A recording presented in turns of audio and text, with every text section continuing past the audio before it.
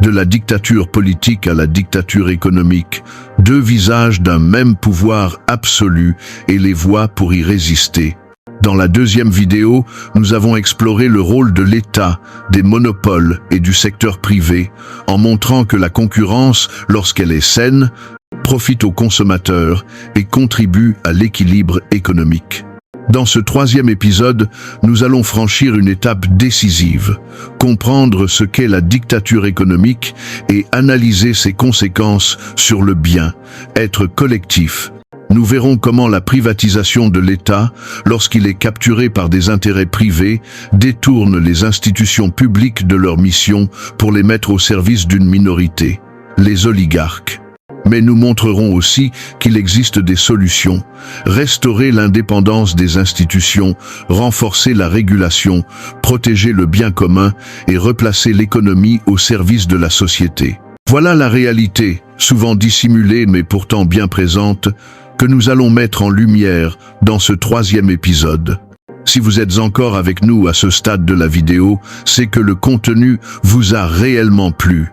Alors, pensez à mettre un « j'aime », à commenter, à partager et surtout à vous abonner à la chaîne Haïtien Côté Nous.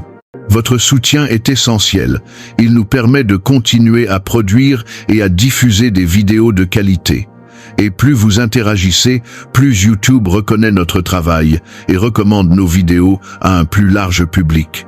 Et ainsi va l'éveil de chaque Haïtien. Dans une dictature politique, le pouvoir se concentre entre les mains d'un chef autoritaire ou d'un parti unique appuyé sur l'armée, la censure et la peur. Les exemples abondent. L'Allemagne nazie d'Adolf Hitler, 1933 à 1945. L'Italie fasciste de Benito Mussolini, 1922 à 1943. L'Espagne franquiste 1939 à 1975, le Chili d'Augusto Pinochet à partir de 1973, ou encore la dictature des Duvalier en Haïti 1957 à 1986. Partout, répression, contrôle de l'information et violence d'État neutralisent l'opposition. La dictature économique, à l'inverse, s'impose de manière plus subtile. Elle ne s'appuie pas sur la force armée, mais sur l'emprise du capital, le lobbying, l'achat ou le contrôle des médias, la manipulation des lois et l'infiltration des centres de décision de l'État. On l'observe lorsque le secteur privé acquiert une influence démesurée. Aux États-Unis, le poids des grandes corporations, de Wall Street et des lobbies pharmaceutiques, pétroliers, militaro-industriels orientent largement les politiques publiques. En Amérique latine et en Afrique, multinationales et élites locales utilisent leur puissance financière pour conserver la mainmise sur ressources et institutions. En Haïti, des familles et groupes d'intérêts liés au secteur privé influencent fortement les choix politiques et l'économie, affaiblissant l'État et aggravant les inégalités. Si la dictature politique domine par la répression directe, la dictature économique opère de façon insidieuse, moins visible mais tout aussi efficace, puisqu'elle capture les leviers économiques et institutionnels au profit d'une minorité. Elle est d'autant plus dangereuse qu'elle se drape dans la légalité et le développement. Lois façonnées pour quelques groupes puissants, politiciens cooptés, campagnes électorales achetées, agenda public verrouillé. La concentration des richesses s'accélère.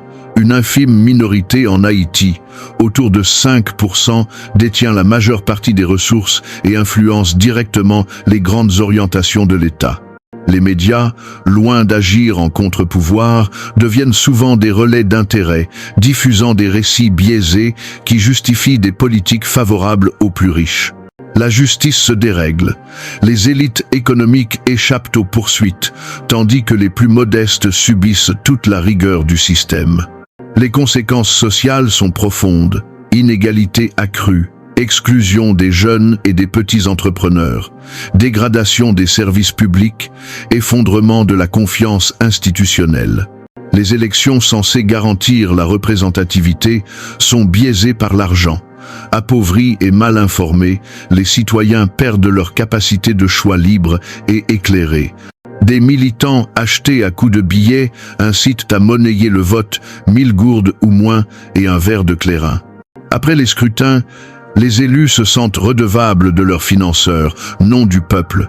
Les politiques servent des intérêts privés. La pauvreté s'aggrave, la corruption se normalise et le cycle de domination se perpétue. La démocratie se réduit à une façade, un masque pour la dictature de l'argent roi, autrement dit la dictature économique. Exemple concret de capture de l'État ou de prise en otage de l'État, le phénomène est documenté à l'échelle mondiale. En Amérique latine, le scandale Odebrecht a révélé un système continental de corruption, des millions versés à présidents, ministres et partis du Brésil au Pérou, en passant par la Colombie, le Mexique et la République dominicaine contre des contrats publics lucratifs.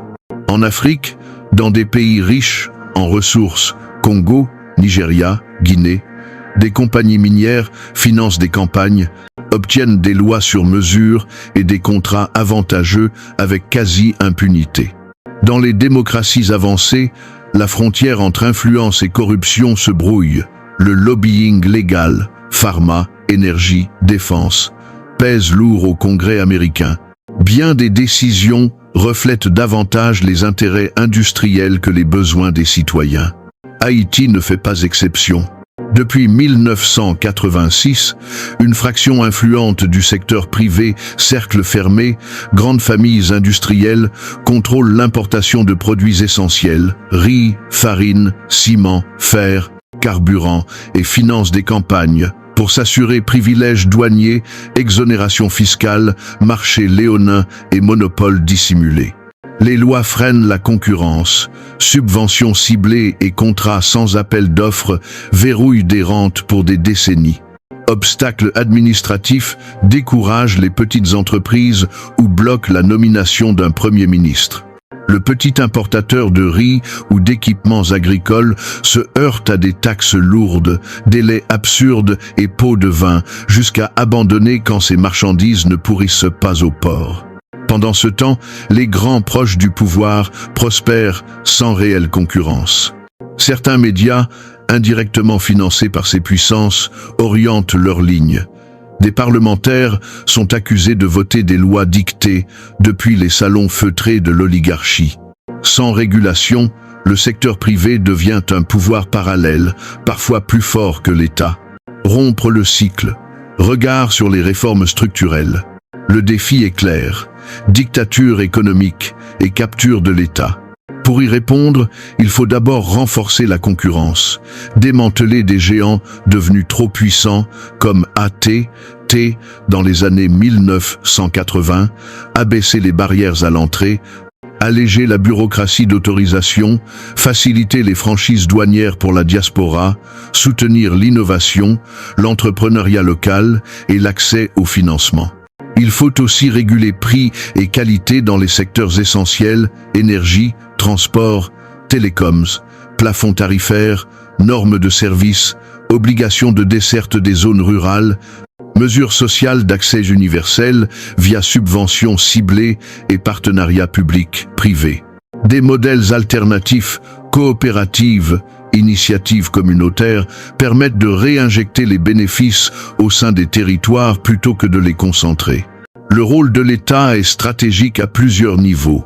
En tant que régulateur, il veille au bon fonctionnement du marché, impose le respect des règles de concurrence et empêche les abus de position dominante qui nuisent aux petits acteurs comme aux consommateurs.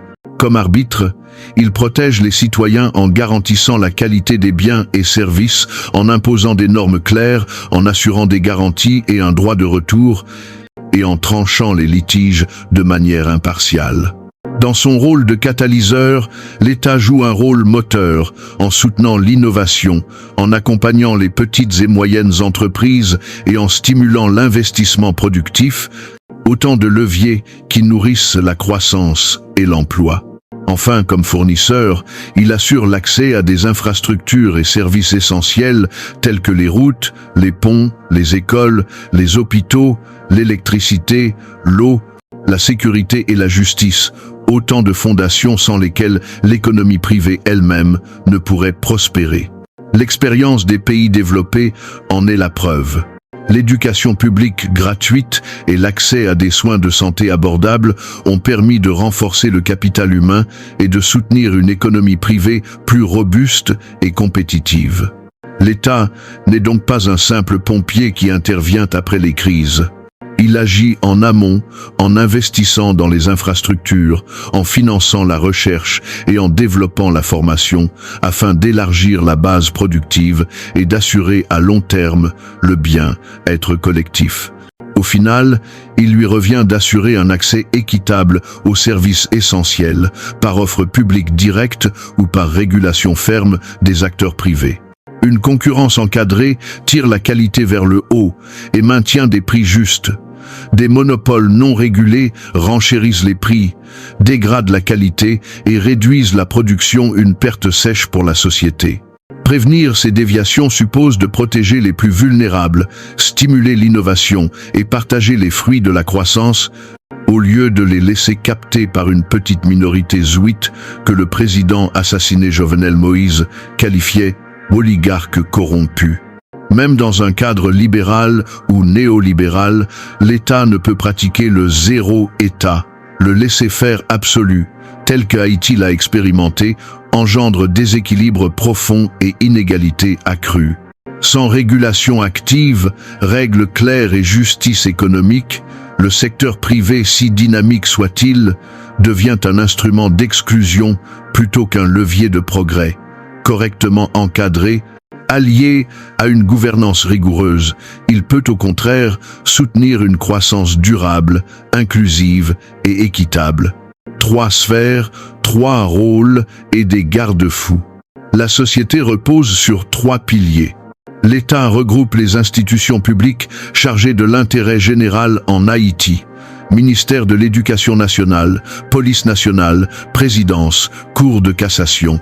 Le secteur privé rassemble les acteurs économiques orientés vers le profit, des banques et importateurs de riz divisés par carburant jusqu'aux marchands de la Croix des Bossales, coiffeurs, artisans, agriculteurs et taximotos. La société civile réunit les organisations citoyennes sans but lucratif, indépendantes de l'État et du secteur privé, ONG, RNDDH, POHDH, FJKL, syndicats, associations de jeunes, organisations communautaires, églises dans leur rôle social. Un même citoyen peut naviguer entre ces sphères, agent public à son poste, acteur de la société civile dans une association, entrepreneur dans son commerce. Ce qui change, c'est le cadre d'action, service public, intérêt collectif ou recherche de profit. Pour éviter les conflits d'intérêts, il faut des règles d'éthique claires, déclaration des intérêts privés, interdiction d'utiliser sa fonction publique à des fins personnelles, transparence des décisions, contrôle indépendant.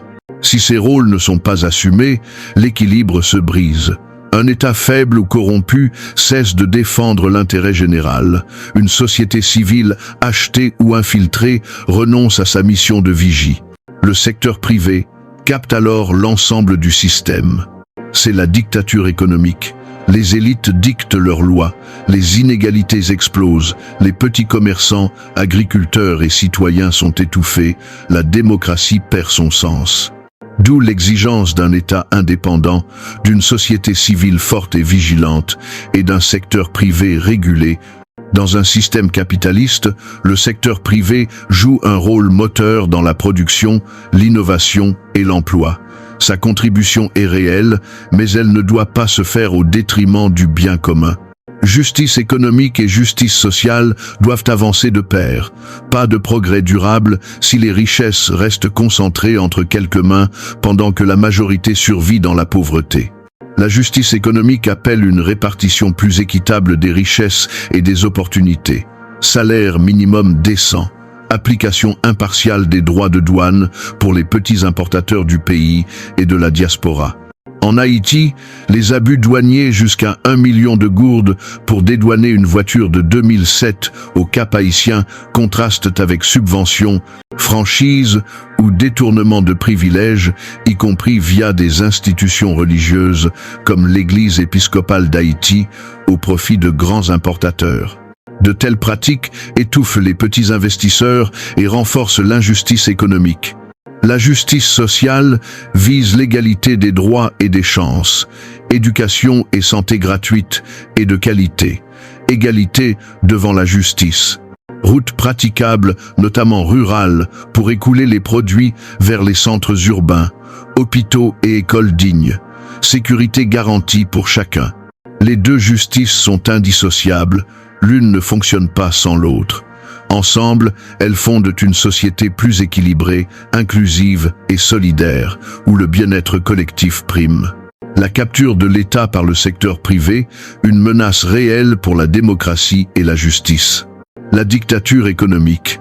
Lorsqu'une poignée d'élites économiques des oligarques concentrant richesse et influence prennent la main sur les institutions publiques, on ne parle plus d'influence, mais de capture de l'État. En sciences politiques, c'est le moment où les décisions publiques cessent de servir l'intérêt général pour être façonnées, voire dictées par des intérêts privés. Ce glissement ouvre la voie à la dictature économique qui affaiblit les institutions publiques, met en danger la démocratie et laisse des blessures profondes au sein de la population. Les institutions dites indépendantes, comme les ministères, les tribunaux, le Parlement, les autorités de régulation, perdent leur autonomie et se transforment en instruments d'affaires au service du secteur privé. En Haïti, cela explique qu'un président élu peine à choisir librement un premier ministre ou à faire voter une loi. Un parlement largement financé par le secteur privé prolonge et défend ses intérêts. L'image reste saisissante. Un sénateur de l'Ouest a maculé le Parlement de matière fécale pour bloquer un vote, non au nom du peuple, mais pour satisfaire une puissante faction d'hommes d'affaires. Dans un tel contexte, la justice sociale se vide de son sens. Les programmes de protection ONA ou de défense des plus vulnérables RNDDH et autres deviennent des vitrines sans impact réel. Travailleurs, consommateurs et environnement en font les frais, les garanties légales disparaissant ou étant ignorées. La justice économique, elle aussi, se retrouve fragilisée. Les grandes entreprises comme Sunrise, Digicel ou Natcom verrouillent les marchés et empêchent l'entrée de nouveaux acteurs. La concurrence est étouffée, les prix sont fixés unilatéralement et les barrières à l'entrée découragent toute initiative extérieure. En Haïti, un petit entrepreneur se heurte à une bureaucratie étouffante. S'il veut importer du riz ou des produits essentiels, des tarifs douaniers exagérés l'écrasent. Souvent, les marchandises restent bloquées au port, faute de moyens de payer ces gros tarifs. Et ainsi, les pertes s'accumulent surtout pour les jeunes entrepreneurs du pays et de la diaspora. À cela s'ajoute une corruption systémique, particulièrement lors des transitions qui ne terminent jamais. Des loyalistes redevables aux oligarques occupent les postes clés. Les marchés publics deviennent des occasions d'enrichissement réciproque entre États capturés et entreprises dominantes. La frontière entre intérêt public et intérêt privé s'efface jusqu'à la privatisation de l'État. La démocratie s'en trouve profondément affaiblie. L'argent irrigue les campagnes électorales, faussant les règles du jeu. Des candidats soutenus par des groupes financiers écrasent la concurrence. Le principe « un citoyen, un vote » perd son sens. Les médias traditionnels ou numériques, lorsqu'ils dépendent de ces mêmes financements, orientent l'opinion à leur avantage. L'information libre et pluraliste devient un vœu pieux, voire illusoire, la délibération éclairée s'étiole. Dans un pays fragile comme Haïti, le tableau est plus sombre encore. L'achat de vote s'est banalisé. Pour 1 000 gourdes, des électeurs cèdent leur droit le plus sacré. Alimenté par la pauvreté et l'absence d'alternative, ce troc transforme les élections en simulacre. Pas de question de parler de volonté populaire, de peuple souverain. Le pouvoir revient à ces gros Manitou du secteur privé qui possèdent l'argent pour acheter silence et complicité. Ainsi, la démocratie n'est plus qu'une façade ou une mascarade masquant une dictature de l'argent roi, la dictature économique du secteur privé. Exemple concret de capture de l'État. Le phénomène est malheureusement bien réel.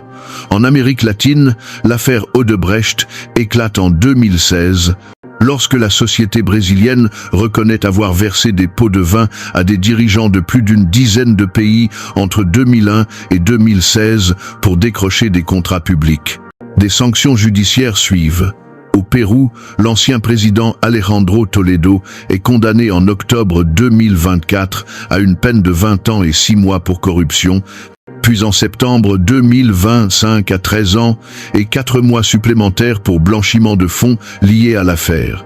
Son prédécesseur Ollanta Humala est, lui, condamné en avril 2025 à 15 ans de prison pour avoir bénéficié de contributions illégales d'Odebrecht et du gouvernement vénézuélien.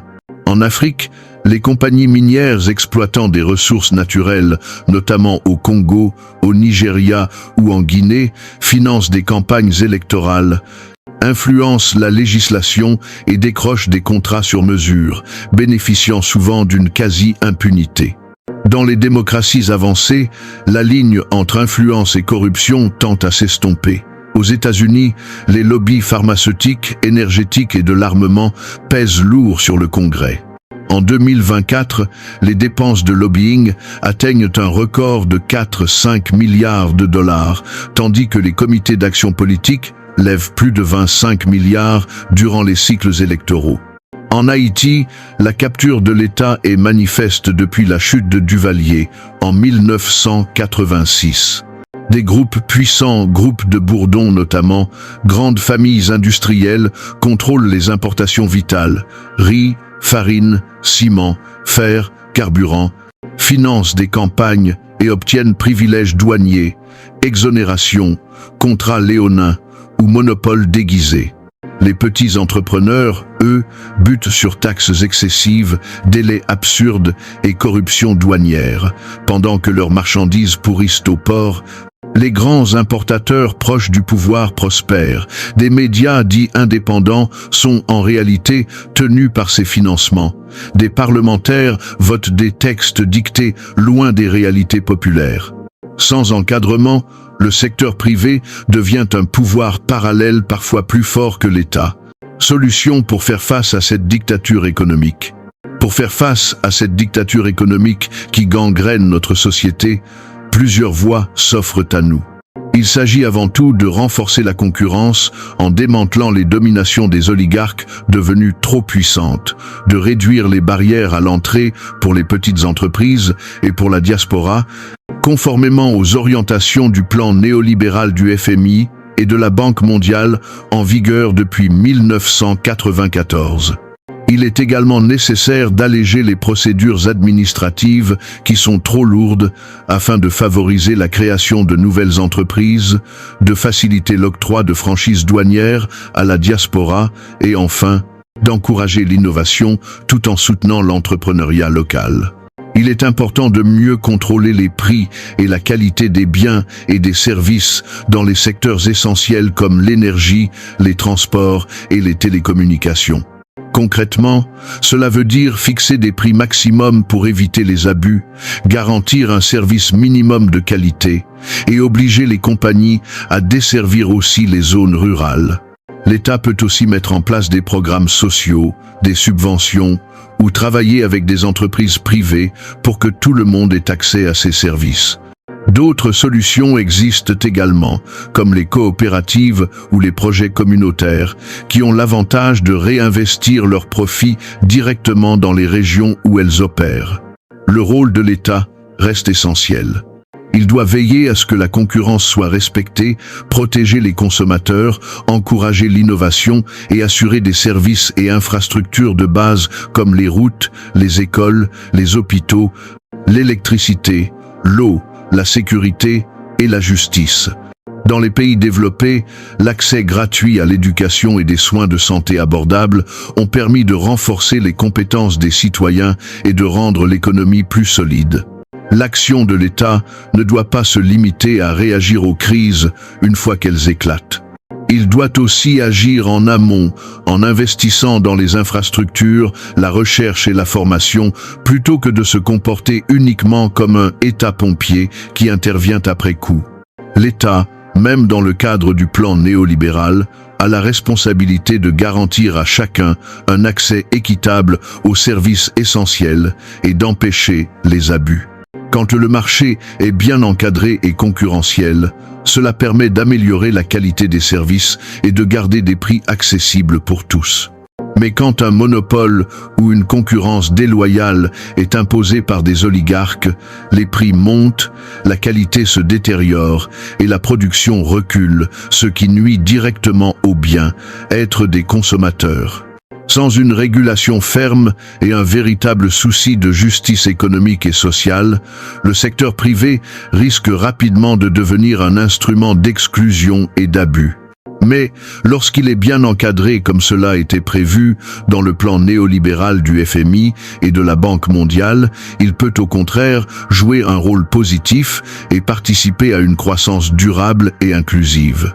En conclusion, lorsque le secteur privé en vient à contrôler les institutions, jusque dans la présidence elle-même, la justice économique est bafouée, la justice sociale s'effondre et la démocratie se transforme en un État capturé ou privatisé. Cela conduit inévitablement à plus d'inégalités, de corruption et à une perte de confiance généralisée. Pourtant, cette dérive n'a rien d'inévitable. Pour y remédier, il faut avoir le courage d'entreprendre de véritables réformes en garantissant l'indépendance des institutions, une transparence totale dans le financement politique et l'existence de contre-pouvoirs solides et effectifs. En définitive, ce qu'il faut retenir dans tout ce qui a été dit plus haut est que la démocratie ne survit que si et seulement si l'intérêt de l'ensemble de la collectivité prime sur les privilèges d'un petit groupe qualifié par un ancien président d'oligarque. Concrètement, pour protéger les intérêts de la population, il est nécessaire de mettre en place des lois contre les monopoles afin de limiter la concentration économique entre les mains d'un petit groupe du secteur privé et de préserver un marché équilibré. Une justice véritablement indépendante doit être garantie, tandis que le financement électoral doit reposer sur la transparence. Le soutien à la société civile doit être réel et tangible, afin de renforcer son rôle de contre-pouvoir. Il est également indispensable de freiner la prolifération des partis politiques qui poussent comme des dion-dion dans le pays en établissant des critères clairs liés à leur implantation, à la qualité de leur programme et à leur représentativité. La dépendance excessive à l'argent privé doit être réduite grâce à un financement public équitable et à des plafonds stricts imposés aux contributions. Par ailleurs, il faut consolider les médias indépendants, soutenir les ONG et encourager la vigilance citoyenne. Enfin, l'adoption de règles fermes contre la concentration du pouvoir économique permettra non seulement de préserver une concurrence saine, mais aussi de stimuler l'innovation et d'ouvrir la voie aux jeunes entrepreneurs. Face à la montée silencieuse d'un pouvoir où l'argent dicte tout, même la politique, il est urgent de sonner l'alarme. Haïtiens, calégez-nous. La capture de l'État n'est pas une abstraction mais bien une réalité. Elle fragilise les institutions, dénature la démocratie et creuse les inégalités. Restaurer l'équilibre entre biens communs et intérêts privés n'est pas un simple réglage technique. C'est un choix de société. Repenser la gouvernance, garantir l'indépendance des contre-pouvoirs, protéger les institutions publiques de l'emprise de l'argent. Vigilance citoyenne, engagement de la société civile et probité des dirigeants sont les piliers d'un renouveau démocratique qui remet l'intérêt collectif au cœur de la vie publique. Sans cela, l'État cesse d'être l'instrument du peuple pour devenir celui d'une minorité, une dictature maquillée en démocratie. Lorsqu'un État tombe sous l'emprise d'une poignée d'élites économiques, les oligarques, cet État ne sert plus le peuple mais les privilèges du secteur privé. C'est la dictature économique. D'où l'urgence de replacer l'intérêt collectif au centre des priorités et des débats publics. Merci d'avoir suivi cette vidéo jusqu'à la fin. Et si vous êtes encore là, c'est que ce message vous a parlé. Pour nous récompenser, veuillez aimer, commenter, partager et surtout abonnez-vous à la plateforme Haïtien Côté Nous. Votre soutien nous permet de produire et diffuser plus de contenu de cette envergure. Merci pour votre fidélité. À très bientôt pour la prochaine vidéo. Thank you for watching.